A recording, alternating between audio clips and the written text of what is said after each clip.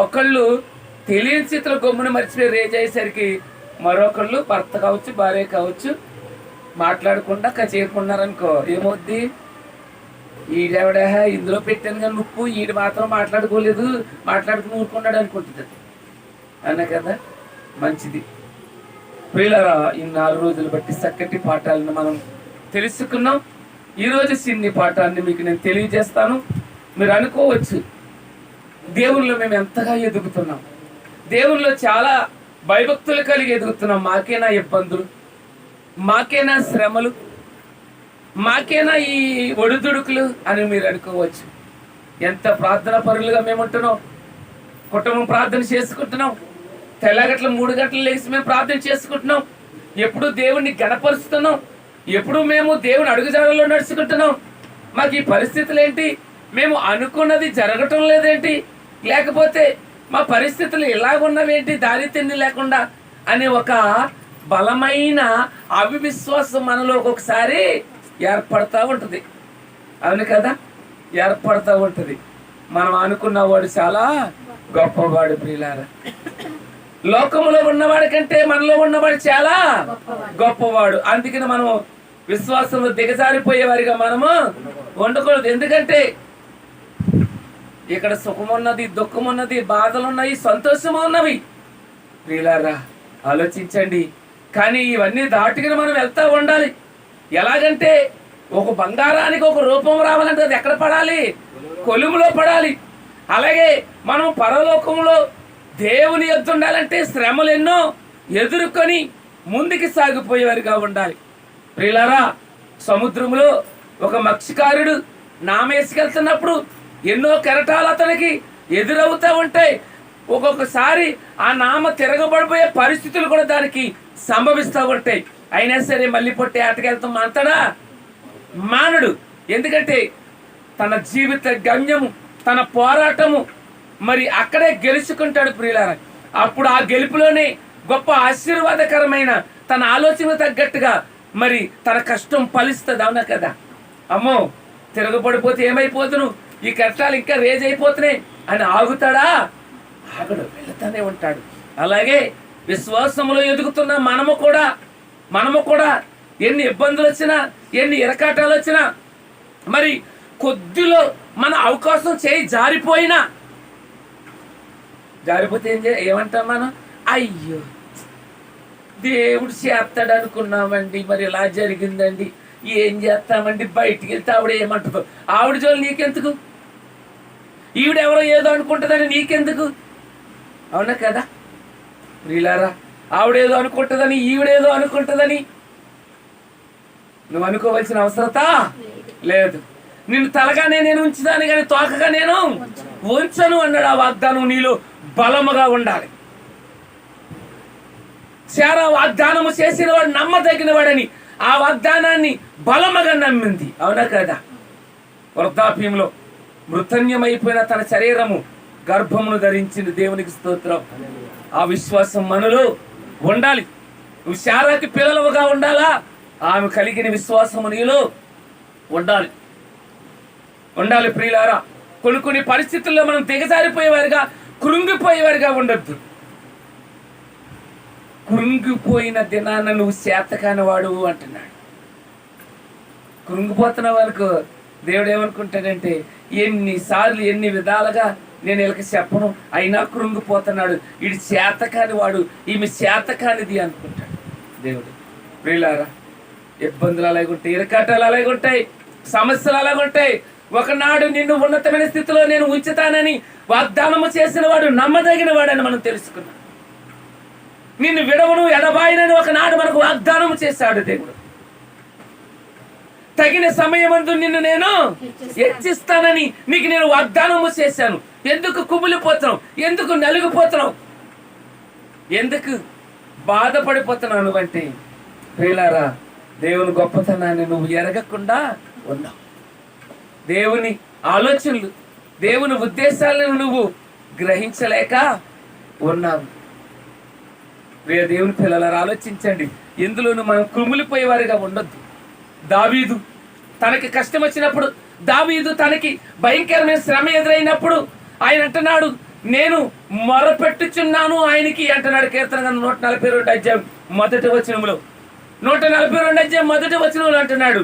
దావీదు చూడండి, తనకి కష్టం వచ్చినప్పుడు, నేను ఎలుగెత్తి, తనకు భయంకరమైన బాధ వచ్చినప్పుడు, శ్రమలు వచ్చినప్పుడు నేను ఎలుగెత్తి యెహోవాకు. దేవునికి స్తోత్రం. ఎవరికి మొరపెడుతున్నాడు? పెద్దమ్మ ఎలాగైంది, చిన్నమ్మ ఎలాగైంది, అన్నయ్య ఎలాగైంది అన్నాడా? అయ్యో నా కొడుకు ఇలాగైందేంటి, అయ్యో నా జీవితం ఇలాగున్నదేంటి అన్నాడా? నేను యెహోవాకు, నేను ఎలుగెత్తి యెహోవాకు మొరపెట్టుచున్నాను అంటున్నాడు. రాజుల వలనైనాను అధికారుల వలనను నీకు సహాయము దొరకదు, నీ దేవుడైన యెహోవా వలన నీకు సహాయము దొరుకునని మాట్లాడుచున్నట్లుగా దావీదు ఎవరికి మొరపెడుతున్నాడు తన కష్టకాలం మందు? ఒకసారి చూడనా, చదవండి. నేను ఎలుగెత్తి యెహోవాకు మొరపెట్టుచున్నా, ఎలుగెత్తి యెహోవాను. ఎవరిని బతిమాలుకుంటున్నారు? యెహోవాను బతిమాలకు. ఇంతవరకు నడిపించిన వాడు, ఇంతవరకు సహాయము చేసిన వాడు, ఇంతవరకు నిన్ను నడిపించిన వాడు, ఇంతవరకు నిన్ను బలపరిచిన వాడు ఇప్పుడు నిన్ను విడిచిపెడతాడని అనుకుంటున్నావా? నువ్వు అప్పుడు ఎవరికి మొరపెట్టాలి? ఆయనకే మొరపెట్టాలి. నువ్వు ఆయన్నే అడగాలి, ఆయన కొరకే ఎదురు చూడాలి. అంతేగాని మనం విశ్వాసంలో దిగజారిపోయేవారుగా ఉండకూడదు. చదవండి 2వ వచనం. బహు వినయముగా ఆయన సన్నిధిని నేను మొరపెట్టుచున్నాను. వినయముగా, కంగారుగా కాదు. బాధలు భయంకరమైన అవ్వచ్చు, ఇబ్బందులు భయంకరమైన అవ్వచ్చు, శ్రమలు తట్టుకోలేనివి అవ్వచ్చు, ఇంకా నా జీవితం ఇంకా అయిపోయింది అనే పరిస్థితులు నువ్వు ఉండొచ్చు. కానీ ఆయన దగ్గర ఎలా ఉండాలో తెలుసా? బహు వినయముగా ఆయన సన్నిధిని నేను మొరపెట్టుస్తున్నాను అంటున్నాడు. నాకు కలిగిన బాధ ఆయన సన్నిధిని. మరి ఎక్కడ చెప్పుకోవాలి? నువ్వు ఎక్కడ చెప్పుకోవాలి? ఆయన సన్నిధిలో చెప్పుకో. ఏంటి ప్రభువా? యాకోబు తనని ఆశీర్వదించే వరకు దేవుని పాదాలు పట్టుకుని వదలు. ఒరే బాబు, తెల్లారిపోతుందిరా, అయినా సరే నువ్వు ఆశ్రయించే వరకు నేను నిన్ను వదలను. నువ్వేం చేయాలి? నువ్వు నాకేం చేసావు? నేను అలాగనుకున్నాను, ఇలాగనుకున్నాను, ఏమీ లేదు అంటావా? ఏం చేయాలి? ఆయన పాదాలు పట్టుకుని నువ్వు బతిమాలాలి. నేను బహు వినయముగా ఆయన సన్నిధిని నేను మొరపెట్టుచున్నాను.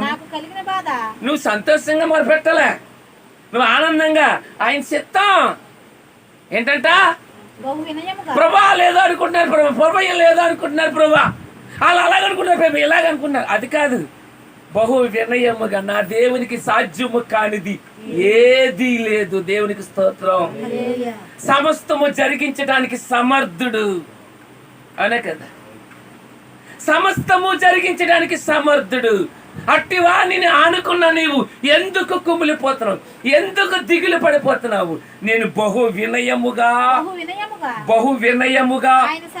ఆయన సన్నిధిని నేను మొరపెట్టుచున్నాను. నాకు కలిగిన బాధ ఆయన సన్నిధిని తెలియజెప్పుచున్నాడు అంట. చూడండి, మనము కూడా అలాగే ఉండాలి, ఆయన్నే అడగాలి. ఒక భార్యకి కష్టం వచ్చినప్పుడు, ఒక భార్యకి ఏదైనా కావాల్సినప్పుడు ఎవరిని పట్టుకుని అడుగుతుంది? ఎవరిని బ్రతిమాలుకుంటుంది అంటే తన భర్తని బ్రతిమాలుకుంటుంది, తన భర్తని అడుగుతుంది. ఒకవేళ వాళ్ళ అమ్మగారింటికి తీసుకెళ్లాలన్నా, తనకి ఏదైనా పరిస్థితులు బాగోకపోయినా, తనకి ఏదైనా కావాలన్నా ఎవరిని అడుగుతుంది? పక్కింటి అడుగుతా? తన భర్తని అడుగుతుంది. ఆలోచించండి. కానీ దావీదు అంటున్నాడు, తనకి కష్టం వచ్చినప్పుడంట యెహోవాకు మొరపెట్టుచున్నాను. ఎలుగెత్తి యెహోవాకు బ్రతిమాలుకుంటున్నాడు. నువ్వు బ్రతిమాలాలి, ఆయన్నే బ్రతిమాలుకోవాలి. నువ్వు మనుషుల వల్ల ఏమి నీకు సహాయము దొరకదు. అందుకని అంటున్నాడు పేతురు గారు రాసిన మొదటి పత్రికలో 5:6 చక్కటి మాట రాయబడి ఉంది. అందుకే చక్కటి భరోసా మనకి ఇస్తున్నాడు దేవుడు ఈ రాత్రికాల సమయంలో. 5:6 దేవుడు తగిన సమయమందు మిమ్మును హెచ్చించినట్లు ఆయన బలిష్టమైన చేతి కింద దేన మనసుకులై ఉండి అంటున్నాడు. అప్పుడు కూడా ఎలాగ ఉండాలి? దేన మనసుకులై. ఎందుకంటే మనం ఆనుకున్నవాడు గొప్పడు కదా, మనం ఆనుకున్నవాడు గొప్పడు కదండి. మరి నీ కంగారు ఎందుకు? తగిన సమయమందు. నువ్వెందుకు కంగారు పడిపోతున్నావు? నువ్వెందుకు దిగిలి పడిపోతున్నావు? నువ్వెందుకు కొడుపు అగిలిపోయేలాగా బెంగెట్టేసుకుంటున్నావు? అవన్నీ అంత చేయవలసిన అవసరం ఏమీ లేదు. ఒకే మాట చెప్పాడు దేవుడు, తగిన ఏమో తగిన సమయం ఇంకా మనకి రాలేదేమో. అంతేనా ఏమండి? అంతేనా? మన ఆలోచనలు వేరు, ఆయన ఆలోచనలు వేరు. మన ఆలోచనలకి ఆయన ఆలోచనలకి భూమి ఆకాశము ఎంత వ్యత్యాసం ఉన్నది, ఎంత దూరం ఉన్నదో అంత దూరంగా ఉన్నాయి. మన ఆలోచనలు వేరు, ఆయన ఆలోచనలు వేరు. కానీ మనం చాలా జాగ్రత్తగా ఉండాలి. తగిన సమయమందు మిమ్మల్ని నేను హెచ్చించినట్లు ఆయన బలిష్టమైన చేతి కింద దేన మనసుకులై ఉండండి. దేవునికి స్తోత్రం. కంగారు పడకండి, దిగిలి పడకండి, కంగారు పడిపోయి ఇబ్బంది పడిపోయి నలిగిపోకండి. ఫ్యామిలీ నలిగిపోకండి. ఎందుకంటే జీవము గల దేవునికి మనం ఆనుకున్నాం. ఆయన మనకు తోడై ఉన్నాడు. యేసేపుకి ఎవరు తోడై ఉన్నారు? దేవుడే తోడై ఉన్నారు. ప్రియ దేవుని పిల్లలారా, ఆలోచించండి. రక్తం పంచుకు పుట్టిన అన్నలు తమ్ముడి మీద పగపట్టినా చంపేయడానికి చూసినా తన రక్తం కళ్ళు చూడాలన్నాడు. అతనికి ఎవరు తోడై ఉన్నారు? దేవుడే తోడై ఉన్నాడు. ప్రియులారా, అతను చంపేయాలనుకున్నాడు, అతన్ని కడచేర్చాలనుకున్నారు అన్నగారులు అందరూ కూడా, అన్నతమ్ములు అందరూ. దేవుడు విడిచిపెట్టాడా? ఇబ్బందులు నిన్ను తవరవచ్చు, ఇరకాటాలు నిన్ను నలపొచ్చు, భయంకరమైన శ్రమలు నిన్ను నలపొచ్చు. వీటన్నిటి నుండి విడిపించడానికి మనకెవరు తోడై ఉన్నారు? దేవుడే తోడై ఉన్నాడు. ప్రియ దేవుని పిల్లలారా, కానీ యేసేపుకి తన్న తమ్ములు అందరూ శత్రువులయ్యారు. పరాయి దేశం వారికి అమ్మివేశారు. దాసుడిగా ఐగుప్తుకి వెళ్ళిపోయాడు. అయినా సరే దేవుడు అతనికి తోడై ఉన్నాడు. అయినా సరే అన్నగారుల దగ్గర ప్రాణం పోయే పరిస్థితి ఎదురొచ్చింది. అయినా సరే అక్కడ తప్పించాడు దేవుడు. అవునా కదా? చంపేయడానికి చూశారు, పాడైన బావులో పాడేశారు. భయంకరమైన పరిస్థితుల్లో నుండి దేవుడు లేవనెత్తాడు. చివరికి పరాయి దేశంలో బానిసకి వెళ్ళిన కాడ కూడా అక్కడ కూడా భయంకరమైన శ్రమ అతనికి ఎదురయ్యింది. ఆదికాండం 39 అధ్యాయం, ఆదికాండం 39 అధ్యాయం 9వ వచనంలో చూడండి ఎలాంటి శ్రమ ఎదురైందో చూడండి యేసేపుకి. ప్రియులారా, నువ్వు అనుకుంటున్నావు, నీకే బాధలు అనుకుంటున్నావు. నీవు అతని భార్యవైనందున నిన్ను తప్ప మరి దేనిని నాకు అప్పగింపబడదు. ఆ శ్రమ ఏంటో తెలుసా ప్రియులారా? ఏ దేశానికైతే బానిసగా వెళ్ళాడో ఆ దేశంలో ప్రధాని భార్య యేసేపుని కావాలి అన్నది. ప్రియులారా, ఆలోచించండి. ఆ దేశంలో నమ్మకస్తుడిగా బ్రతుకుతున్నాడు, ఆ దేశంలో నమ్మకస్తుడిగా జీవిస్తున్నాడు. ఆ పరో చక్రవర్తి చేతి కింద ఉన్నాడు. ప్రియులారా, సమస్తం అతనికి అప్పగించాడు. కానీ సాతాను ఎలాగ ఉరిలో పెట్టిందంటే తన భార్య ద్వారా ఉరిలో పెట్టింది. ఎవరినే? యేసేపుని. అసలు అలాంటి పరిస్థితుల నుండి ఎవడు దాటుకోగలుగుతాడండి? ఎవడు దాటుకోగలుగుతాడు? సుమారు క్రీస్తుపూర్వం 1800 సంవత్సరాల క్రితమే ప్రపంచ సుందరులు కూడా తయారవరంట. అలాంటి అందగత్తి అంట. ఎవరు? పరో చక్రవర్తి భార్య. ఆవిడ ఎలాంటి సుగంధ ద్రవ్యం రాసుకుంటది, ఎలాంటి పేస్టులు రాసుకుంటది, అక్కడ కనుగొన్నవి ఇవన్నీ. అంత అలాంటి అందగత్తిని ఏమన్నాడంట ఈయన? ఏమంటున్నాడంట? నీవు అతని భార్యవైనందున నిన్ను తప్ప మరి దేనిని నాకు అప్పగింపకుండా ఉండలేదు అంటున్నాడు. కాబట్టి నేను ఎట్లు ఇంత ఘోరమైన దుష్కార్యము చేసి దేవునికి విరోధముగా పాపము కట్టుకుందునని తన యజమానిని భార్యతో నేను చాలండి. ప్రియులారా, ఎవరి ఎదురుగుండా పాపం కట్టుకుందని అన్నాడు ఆయన? దేవుని ఎదురు పాపం కట్టుకున్నాడు. అలాంటి అవకాశం ఎవడ వదులుతాడు? పాలేరు పిల్లల్ని ఇష్టపెడుతుంది ఈ రోజుల్లో. అవునా? ఒక స్త్రీ రోడ్డు అంటే వెళ్తుంటే మగవాళ్ళు ఎన్ని రకాలుగా చూస్తున్నారండి, ఎన్ని రకాలుగా చూస్తున్నారు, ఎన్ని రకాలుగా ఆలోచిస్తున్నారు ఆ బలాల మీద కూర్చున్న వాళ్ళు. కానీ పరో చక్రవర్తి ఆ దేశపు ప్రధాని భార్య ఈ యేసేపుని కావాలి అనుకున్నదంటే ఈ యోసేపు రావాలి అనుకున్నదంటే ఏమన్నాడంట, అతని భార్య అయినందున నిన్ను తప్ప మరి దేని నాకు అప్పగింపబడి ఉండలేదు. అయినా సరే కాబట్టి నేను ఎట్లు ఇంత ఘోరమైన దుష్కార్యము చేసి దేవునికి విరోధిని అవుతున్నా. ఆ పాపం చేసాడంటే ఎవరికి విరోధంట? ఎవరికి జడిసాడు? ఐగుప్తికి జడిసాడా? ఐగుప్తిలో ఉన్న శరసాలకి జడిసాడా? ఐగుప్తిలో ఉన్న సైనికులకు జడిసాడా? ఐగుప్తిలో ఉన్న రాజుకు జడిసాడా? జీవాధిపతి అయిన దేవునికి.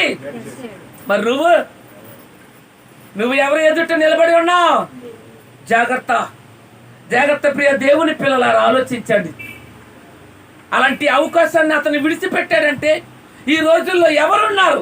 అలాంటి అవకాశం తీర్చిపెట్టేవారు ఎవరైనా ఉన్నారా? ఎవరు లేరు ప్రియ దేవుని పిల్లలారా, ఆలోచించండి. కానీ చెయ్యని నేరానికి, ఇదిగో ఈ తప్పు నేను చెయ్యలేదు అయినా సరే ఈ చెరసాలలో నేను ఎందుకు ఉండాలని అనుకోలేదంట. 2 సంవత్సరాలు చెయ్యని నేరానికి శిక్ష అనుభవించాడు అంటున్నాడు కీర్తనల గ్రంథం. చూడండి యోసేపు గురించి చెప్తున్నాడు అక్కడ. చూడండి 105:17 వచనంలో చూడండి. చెయ్యని నేరానికి 2 సంవత్సరాల శిక్ష అనుభవించాడు. యోసేపు దాసుడుగా అమ్మబడును, వారి సంఖ్యల చేత అతని కాళ్ళు నొప్పించిరి, ఇనుము అతని ప్రాణమును బాధించెను. అతని చెప్పిన సంగతి నెరవేరు వరకు యెహోవాకు అతనిని పరిశోధించెను. చాలు 2 సంవత్సరాలు పరిశీలించిందంట. ఎవరిని? యెహోవాకి. యోసేపు 2 రోజులు ఉంటామా? 2 వారాలు ఉంటామండి? 2 సంవత్సరాలు పరిశీలన చేసిందంటే ఈయన సుఖంగా ఉన్నాడా? చెరసాల్లో మామూలుగా ఉన్నాడా? మెడకే కాళ్ళకి వేసారంట సంఖ్యలు, ఇనుము అతని ఇనప సంఖ్యలు, ఇనుము అతని ప్రాణములను బాధించెను. అతని చెప్పిన సంగతి నెరవేరు వరకు యెహోవాకు అతన్ని పరిశోధించిన దేవునికి స్తోత్రం. ఏ నిమిత్తము దేవుడు వాక్యం నిన్ను పరిశోధిస్తుందో, దేవుడు నిన్ను ఏ రీతిలో పరిశోధిస్తున్నాడో, నీ నిరీక్షణ చూడాలని, నీ సహనము చూడాలని నిన్ను ఎందుకో పరిశీలన చేస్తున్నాడు. అనుకోలేని రీతిలో, తెలియని రీతిలో నిన్ను హెచ్చించడానికి దేవుడు చూస్తున్నాడు. దేవునికి స్తోత్రం. ఏం చేస్తున్నాడంట? హెచ్చించడానికి చూస్తున్నాడు. ఆ కార్యమును చూడాలి. కీడు పక్కన కీడు వెనక మేలును నీకు దాచించాను అన్నాడు. అంటే కీడు వెనక ముందెనక, కీడు వెనక ఆల్రెడీ మన కీడు కనిపించింది కాబట్టి వెనకాల ఏముందంట? మేలు ఉంది. ఆ మేలు కోసం నువ్వేం చేయాలి? ఎదురు చూడాలి. జాగ్రత్త ప్రియ దేవుని పిల్లలారా, ఆలోచించండి. ఆ కీడు, యోసేపుకి కీడు ఎదురైంది, ఆయన ఆ కీడుని సహించాడు, ఆ కీడుని సహనముగా అనుభవించాడు. చెయ్యని నేరానికి 2 సంవత్సరాలు శిక్ష అనుభవించాడు. కానీ దాని తర్వాత చక్కటి మేలు అతనికి ఎదురయ్యింది. ఆ మేలేంటో చూద్దాం ప్రియుల. ఆదికాండం 41:40 వచనం చూడండి. ఆదికాండం 41 అధ్యాయం 40 వచనం. నీవు నా ఇంటికి అధికారివై ఉండవలెను. ఎవరైతే చెరసాలలో వేశారో, ఏ సంఖ్యల చేత బాధించాడో, ఏ రాజు అయితే ఆ రాజు బయటకు తీసుకుని వచ్చి ఏం చేశాడో చూడండి. నీవు నా ఇంటికి అధికారివై ఉండవలెను. నా ప్రజలందరూ నీకు విధేయులై సింహాసనము విషయములో మాత్రమే నేను నీకంటే పైవాడునై ఉందును యేసేపుతో చెప్పాను. మరియు ఫరో చూడుము, ఐగుప్తు దేశమంతటి మీద నిన్ను నియమించి ఉన్నానని యేసేపుతో చెప్పాను. మరియు ఫరో తన చేతినున్న తన ఉంగరమును తీసి యేసేపు చేతికి పెట్టాను. సన్నపు నారబట్టలు అతనికి తొడిగించి అతని మెడకు బంగారుపు గొలుసు వేసి తన 2వ రథము మీద అతను ఎక్కించిన దేవునికి స్తోత్రం. ప్రియులారా, 2 సంవత్సరాలు యెహోవాకి యోసేపుని పరిశీలన చేసింది. కానీ తగిన సమయమందు నిన్ను నేను హెచ్చిస్తాననే మాటకి అతడు ఎదురు చూచాడు. తగిన సమయం వచ్చింది. కానీ ఏ రాజైతే చెరసాలలో బంధించాడు, ఏ రాజైతే చెరసాలలో వేయించాడు, ఆ రాజు తీసుకుని వచ్చి మీసాలు గడ్డాలు తీయించి, ఇదిగో తన ఏలునున్న బంగారు పొంగురు యోసేపుకు తొడిగించి, తన మెడలోనున్న బంగారపు సైను తన మెడలో వేయించి, ఇదిగో సింహాసనము తప్ప సమస్తము నీకు అప్పగించుచున్నానని అధికారాన్ని, ఐగుప్తి అధికారాన్ని ఎవరికి అప్పగించాడంట? యోసేపుకి అప్పగించాడు. యోసేపుకి అప్పగించాడు. తన రెండవ రథం మీద ఐగుప్తు అంతా తిప్పి, నా తర్వాత రాజు ఇతడే అని పరిచయము చేశాడు. ప్రియ దేవుడి పిల్లలారా, అట్టి యోగ్యత తొందరలోనే నీవు నేను పొందుకోబోతున్నాం. నమ్ముతున్నావా? ఏ విషయంలో అయితే నలుగుపోతున్నావు, ఏ విషయంలో అయితే కుమిలిపోతున్నావు, ఏ విషయంలో అయితే కురుంగిపోతున్నావు, ఆ విషయాల్లో నుండి నిన్ను తొందరలో నిన్ను లేవనెత్తబోతున్నాడు. ప్రియ దేవుని పిల్లలారా, ఆలోచించండి. నిన్ను లేవనెత్తబోతున్నాడు. తన మహిమ గల ఆనందంలో నిన్ను లేవనెత్తబోతున్నాడు. దేవునికి స్తోత్రం. ఆలోచించండి. యోసేపుని 2 సంవత్సరాలు అందులో ఉంచాడు. ఎవరైతే ఉంచాడో అతని చేత బయటికి రప్పించి ఏం చేశాడంట? తన ఉంగరమును తీసి యోసేపుకి పెట్టించాడు. సన్నపు నార బట్టలు అతనికి తొడిగించాడు. సన్నపు నార బట్టలు రాజులు తప్ప ఎవరో వేసుకోలేదు. అప్పుడు అర్థమవుతున్నదా? పట్టు వస్త్రములు ప్రియులారా, ముఖ్యమంత్రి గారు ఎక్కడికో పట్టుకెళ్తారు దుఃఖకి ఒకసారి. అర్థమవుతుందా? మనుషులు కట్టుకుని అంత గొప్పవా, అంత ఖరీదేని కట్టుకుంటారా? కట్టుకోరు.